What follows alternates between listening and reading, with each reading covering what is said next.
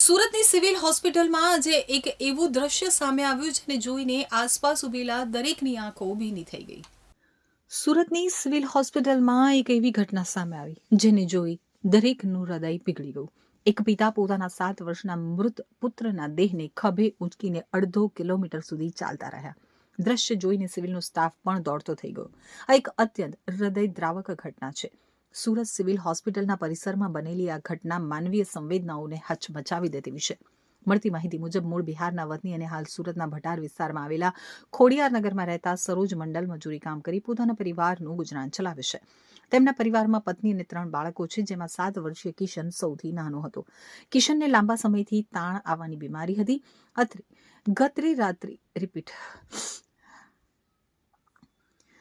ગત રાત્રિ દરમિયાન જ કિશનની તબિયત લથડી હતી અને રાત્રિ દરમિયાન જ તેનું કરુણ મોત નીપજ્યું હતું। પુત્રના મોતના આઘાતમાં સરી પડેલા પિતા સવારે તેને સારવાર મળશે તેવી આશાએ અથવા કાયદાકીય પ્રક્રિયા માટે સિવિલ હોસ્પિટલ લઈને પહોંચ્યા હતા।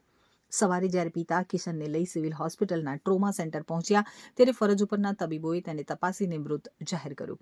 પુત્રના મોતના સમાચાર સાંભળતા જ પિતા ભાન ભૂલી ગયા। હોસ્પિટલની ગૂંચવણભરી પ્રક્રિયા અને પુત્રને ગુમાવ્યાના આઘાતમાં તેઓ પુત્રના મૃતદેહને ખભે ઊંચકી અને હોસ્પિટલની બહાર જવા રવાના થઈ ગયા। એક પિતાને પોતાના બાળકના શબને ખભે ઊંચકીને જતા જોઈ સિવિલ હોસ્પિટલના સ્ટાફમાં પણ દોડધામ મચી ગઈ હતી। પિતા લગભગ અડધો કિલોમીટર દૂર મેઇન ગેટ સુધી પહોંચી ગયા। ત્યાં સિવિલના સિક્યોરિટી સ્ટાફ અને અન્ય કર્મચારીઓએ તેમને રોક્યા। પુત્રના વિરહમાં પિતા એટલા બધા આઘાતમાં હતા કે તેમને કંઈ જ સૂઝતું ન હતું। સ્ટાફે તેમને રોકીને સમજાવ્યા કે મૃતદેહનું પોસ્ટમોર્ટમ કરાવવું કાયદાકીય રીતે જરૂરી છે। હોસ્પિટલ સ્ટાફ અને સ્થાનિકોની સમજાવટ બાદ પિતા પરત ફરવા તૈયાર થયા।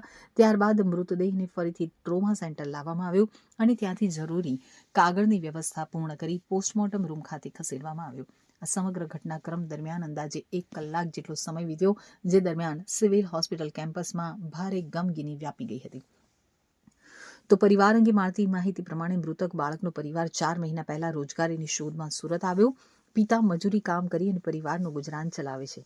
દીકરાનું મોત થવાના પગલે પિતાને સિવિલ હોસ્પિટલ અને પોલીસની કાર્યવાહી અંગે જાણકારી ન હતી, જેથી તેઓ દીકરાના મૃતદેહને ખભે ઊંચકીને રવાના થઈ ગયા હતા। જોકે તેમને સમજાવ્યા બાદ મામલો થાળે પડ્યો હતો। आपका नाम? सरोज मंडल। सरोज भाई, आपका रहने का कहाँ पे है? कोरियार नगर। कोरियार नगर कहाँ पे आया हो? कोरियार इतना नहीं है जानकारी सर, हम भी नए हैं। ओके, आप कोरियार नगर उधना है, पांडेसरा है, भटार है, क्या है? वो भटार से आगे है कोरियार। भटार से आगे। ये क्या, ये बच्चे का नाम क्या है?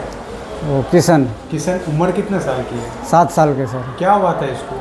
इसको चमकी का प्रॉब्लम था। 7 से 8 साल, 60 साल से। यूपी के बिहार? बिहार से हैं। यहाँ कितने बजे लेके आए थे इसको, तो बच्चे को? अभी कितने बजे लेके आए? अभी लेके तो जस्ट आए थे, मेरा आदमी का फ़ोन आया, मैं बोला आ रहा हूँ मैं, तो इसलिए हम लोग गेट पे जा रहे थे। तो आप लोग बोले भागे जा रहा है। ये बच्चे की डेट हो गई थी, आपको पता था? बच्चे को रात में होया सर। डेट रात को? हाँ, तो रात बहुत रात में 1-1:30 बजे। फिर सिविल हॉस्पिटल कब आया? सिविल हॉस्पिटल ले आने का कारण क्या? वो बोला पेपर बनाएंगे, वो मकान मालिक बोला था पेपर बनेगा, साइन होगा तभी। मकान तो मालिक का पूरा नाम बताओ। नाम इतना नहीं है सर, आएगा वो बात कराने। कितने सालों से सूरत में काम करते हैं? हम ज़्यादा दिन से नहीं है सर, हम 4 महीना से, 3-4 महीने से। आपके कितने बच्चे हैं? 3 बच्चे हैं सर। ये आपका बड़ा बच्चा था? नहीं, बड़ा नहीं है, सबसे छोटा था। एक बच्चिया है। इसको लेके क्यों भागे आप, ये बताओ। सर मैं बार बार आपको बोल रहा हूँ, मैं लेके नहीं भाग रहा। मेरा कोई आदमी आ रहा था, उनको कॉन्टेक्ट करने जा रहा था मैं गेट पे। वो अनारी आदमी नहीं था, पता वो घूम गया होगा, चला गया होगा। आप बोल रहे थे मैं